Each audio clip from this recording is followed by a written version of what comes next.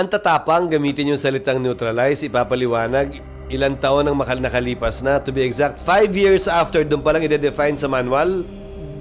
So, pag Kung ang intention naman talaga ay, hindi, ang ibig sabihin namin dyan, hulihin, pag nanlaban, you have to defend yourself. Then why can't they put that? Why did they not put that? Tama yung punto ni Attorney Chel Jokno kahapon.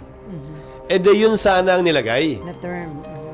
Kasi tuloy, ang interpretasyon, sige, yung mga dating PNP chief nagsabi, hindi yan ang ibig sabihin namin. Ang daling sabihin nun ngayon eh. Sinabi ba nila noon?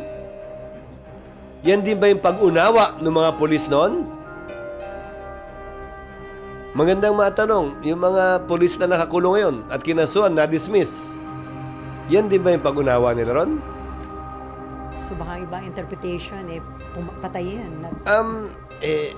Di ba nga, hindi mo naman gagamitin nga dapat yung mga ganong salita because may duda eh.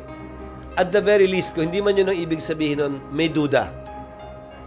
Gusto mo bang may duda? O wala?